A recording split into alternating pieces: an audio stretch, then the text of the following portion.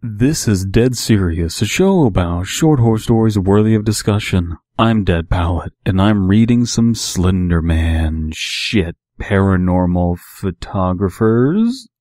At this moment in non-time, we're going to be taking a look at The Man in the Road on Creepypasta.com. Link in the description, only go there with ad blocks on.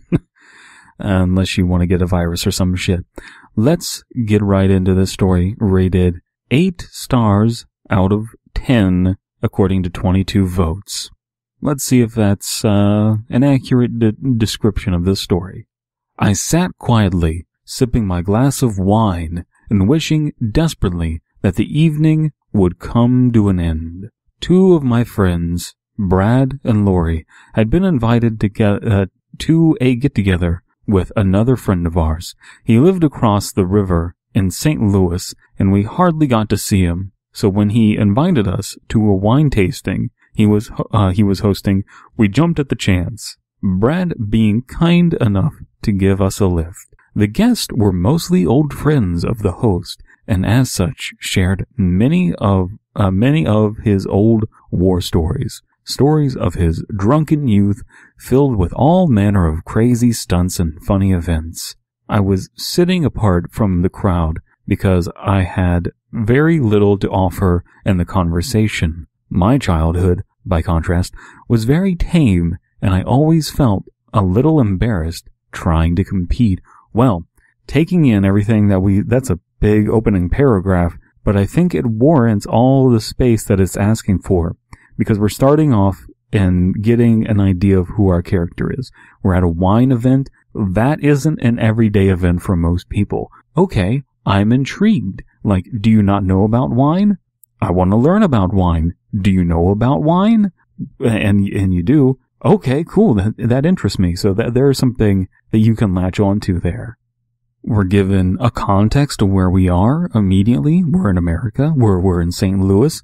We're a shy person, and these people have all of these war stories and stuff, and our narrator is feeling kind of left out. Also, first-person narrator, very important to establishing that this is a document of some kind, whether it's an audio recording, whether it's a journal entry, something along those lines, personable, a real tangible thing. Let's continue on. Something about these kinds of gatherings always made me feel self-conscious, but I was here to visit a friend, so I put on a brave face and tried to mingle with little success. Every conversation I had to take part in was alien to me. Tours of duty in the military, or one-night stands and drunken revelry. I mostly just stood among the group and listened, occasionally trying to add to the merriment, but only proving, if not to my own mind, how very much I didn't belong. I eventually ended up sitting by the glass sliding doors, should be sliding glass doors, that led to the back porch. Across, all around me, people were laughing and talking about old times and good friends now far away. And even though I longed to be part of it, I couldn't work up the nerve. I sat quietly, sipping my wine and waiting for the others to decide to go when the lights suddenly flickered and went out. A few people cursed at the sudden darkness, while our host fumbled for a flashlight. As I stood up to help him, my gaze turned to the sliding door and the dark figure just outside the fence. I lingered for a moment, just staring at him. He was standing just out of the light of the street lamps, which were flickering themselves. I couldn't make him out in the darkness, but I could tell that he was very tall and was facing the house. The figure stood perfectly still as I watched him, and even though I knew I was just as hidden in the dark as he was, I felt like he was watching me. This entire event only lasted a few breaths, and as I turned to help find some form of light, the power kicked back on. I turned to look back towards the tall figure, but he was gone. Ladies and gentlemen, that was one paragraph, one big-ass paragraph that should really be like 2.5 paragraphs if we're being honest. That continuous thought really does need to be broken up, and it's got some very clear points where that can be done. Like how thinking about how much I very much so didn't belong, and then eventually I ended up sitting. Those are two different thoughts. You can break the paragraphs there, and it makes perfect sense. All of this in mind, though, this is a perfect way to set up Slenderman in a short story. This is like estimated to be about a 6-minute reading time, so this will end up being a 2-hour video because I always break down everything. But that is a quick way to establish some tension. Is the lights go out, you see Slenderman vaguely out there in the road, and then the lights come back on, and he's gone. And he left in the time that you got distracted. This is very filmic. It's described in a very visual way. You can see how this could easily be transferred to a movie script, and that instantly makes it easier to digest, in my opinion. And again, we are given a plight for our main character, which is that they are feeling inadequate in this scenario, that they can't hold court with all of these people with all of their interesting stories, and I think a lot of people can relate to that kind of social anxiety, having people that you want to be around, but they're more interesting than you, and you feel like you don't deserve it, and all that kind of stuff. So, let's press on, and hopefully we get a smaller paragraph. Eventually the party wound down, and the guests began to leave. Brad, Laurie, and I lingered a little and thanked our friend for a lovely evening before departing. I never did mention the strange figure to anyone that night. In hindsight, I wished desperately that I had. I sat in the back and talked to my friends as we started through the thick woods that led to the highway. The road that passed through the woods had no streetlights, and the road itself was very narrow. It was a wonder there weren't more accidents on it. I was sitting in the back talking to Brad, who was driving, and Laurie in the passenger seat, when Brad suddenly yelled. The car swerved sharply as Brad tried to avoid the tall man that appeared from nothing in the road, and as we screeched past him, he was illuminated for a brief moment. All I could make out as the car sped past was that he was tall and wore a black suit, but I could make out no further details as the car started to roll. Ooh, what? This is some Silent Hill shit. This is very dramatic. This is basically the scene from the opening of Silent Hill 1, but this is very dramatic. It's written well. This is still a big paragraph, but it's more sensible because there's a lot of action to get through, and it is one complete thought together, one idea together. I can't recall how many times we rolled. I had slammed my head hard against the roof again after our first roll, and things became very fuzzy after that. I do remember wishing I had buckled my seatbelt and the sudden landing. The car made a sickening sound as it hit, the screeching sound of metal on pavement, and a thud as one of the occupants landed outside, thrown out during our violent accident. Sight returned to me slowly, and I found I was half out the window of our overturned car, but I could hear a quiet sobbing somewhere in the dark.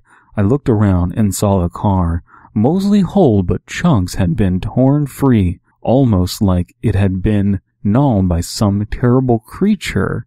I saw Brad lying on his back towards the front. His head was bleeding heavily, and his right arm was bent at an impossible angle. I couldn't tell if he was breathing or not. The dark woods hid everything beyond the wreck in an inky sheet of night. It may as well have been a void of space outside the dimming glow of the headlights. I tried to pull myself up to check my friends, but the moment I tried to move, I saw pain. Not felt it, mind you. Saw it flash before my eyes in a spectrum of pale colors as I tried to move. Even the thought of movement hurt. Wow. This is all wonderful descriptive language. The car being wrecked like it had been torn by some terrible creature. Flashes of pale pain through the eyes and all of this shit. Inky blackness. Oh, I can really picture that. Like a vignette where all you can see is just what is in the headlights of the car that is upturned and everything. That's all working fantastically. And at this point, what has happened has been that the Slenderman was in the middle. Okay, it's the Slenderman, let's be real. Is in the middle of the road, and then outside of that, there's been no paranormal activity. This is just a compelling story of a traumatic event. God, I really hope this doesn't shit the bed. I lay in the road by the car for who knows how long. I was still half in the window, trying to muster the strength to crawl out when I saw Brad move. At first, I was relieved. He had to still be alive if he was moving. But the way he moved wasn't right.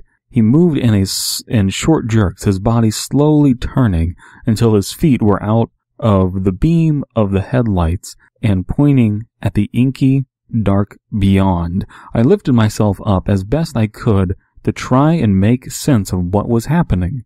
Brad's limp form jerked once, then twice, and then like a bullet rocketed off into the darkness.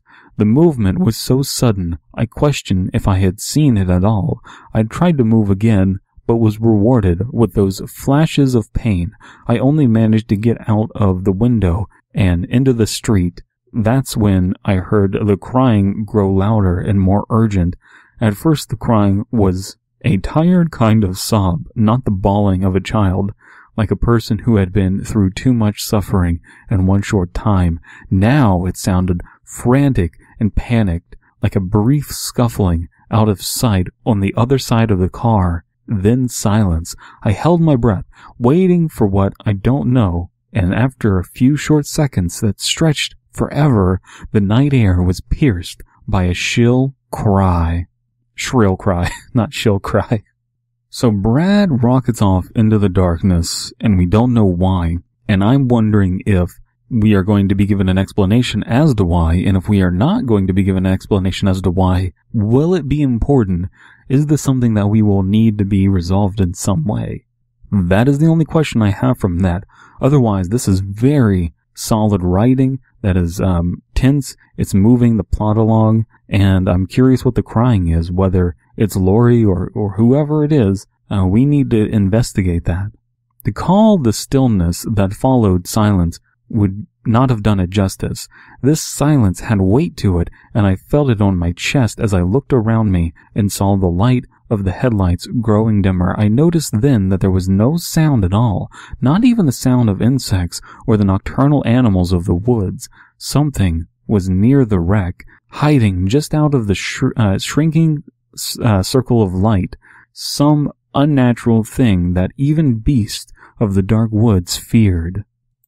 So let's do this experiment where we strip out the context of Slenderman. Is this story functioning on its own? Hell yes, I think it is. So this story isn't using Slenderman as a crutch. It's a compelling story with good writing in upon itself, and it's adding Slenderman as a spice. It's maybe adding Slenderman as SEO optimization to get searched, or for attention, but ultimately it's functioning just by itself alone. And if we're looking at putting Slenderman back into it, we're talking about things that he does. He does mess with sound in that manner. He does have this unnatural presence to him. He does have the ability to make people feel as though they're being watched when he doesn't have eyes, or when he can't even be perceived.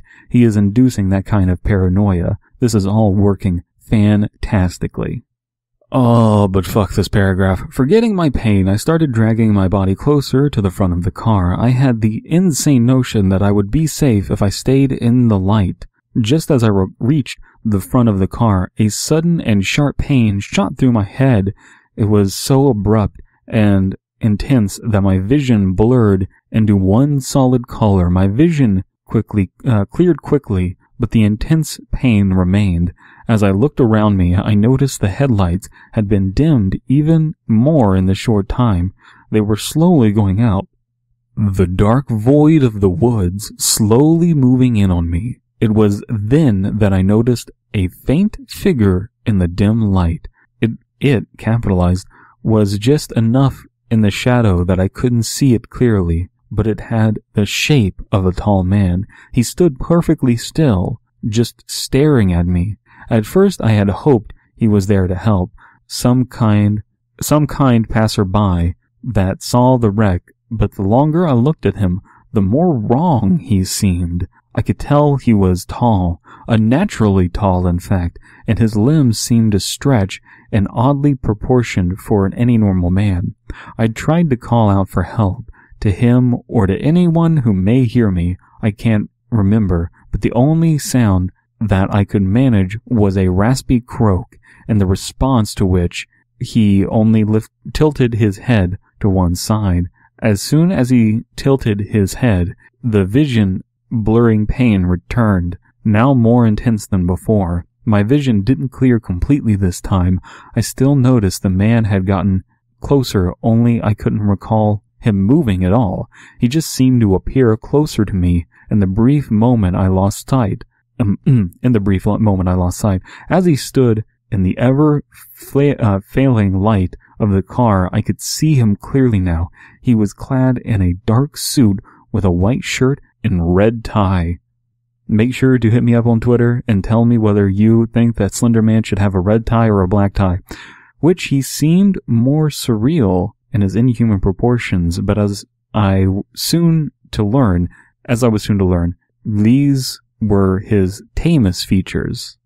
I wonder if he won't have a face. My gaze slowly rose to his face, and at first I couldn't take it all in. My mind reeled at the sight of his face.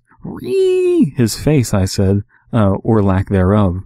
There was a face. Where a face should be was a blank mass of flesh in the vague shape of a human head, which was tilted slightly to one side, almost quizzical, as he looked down on me.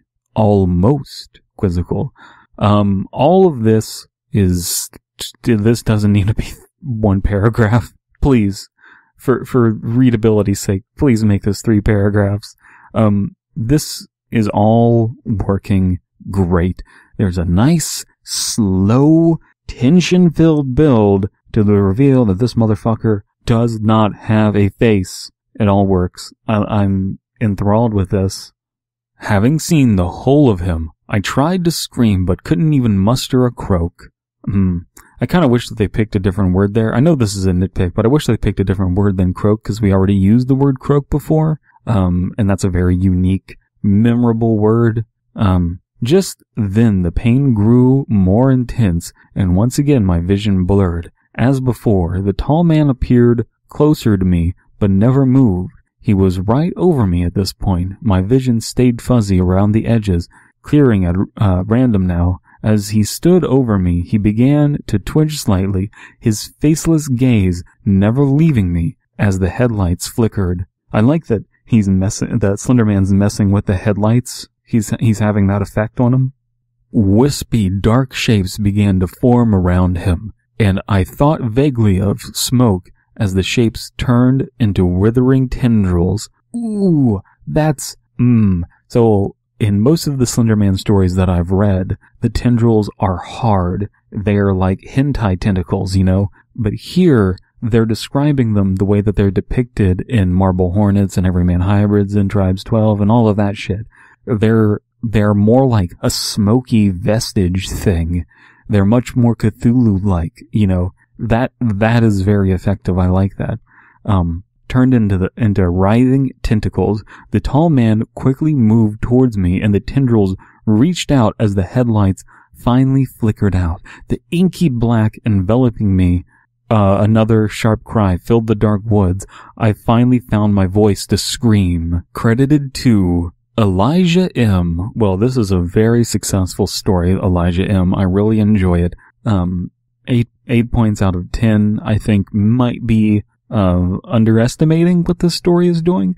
The story is not ambitious. It is well within its means, and I'm not saying that as an insult. I'm saying it knows the scope of itself. It's not a sprawling plot. It is a very contained moment, and where someone has been ripped from a simple life of worrying about what to do and say at a wine tasting party, where people have different interests in him, to instead dealing with this supernatural entity. you could read this a number of ways. This could be all hallucination that happened because Brad was driving drunk after the wine tasting. We know that they were indulging in wine even after the wine tasting. Maybe they didn't taper off in the way that they should have. Maybe they should have called a Lyft or a Uber or something. You can also question where our narrator is, because all of this is happening in an inky blackness. They keep saying that, and it feels as though it's a metaphor, but it is quite possible that they literally have the three of them transported into a pocket dimension, that that Slenderman has abducted them and taken them somewhere else. That is a possible read. Now, I know that it says, there's the forest out there, but how much are we going to trust our narrator on that? After all, there are no sounds coming from those woods. Those sounds have been muted, so it's easy to read it as maybe they have been taken somewhere else, to another dimension, to the Slenderman dimension, to the Ark, whatever you want to say.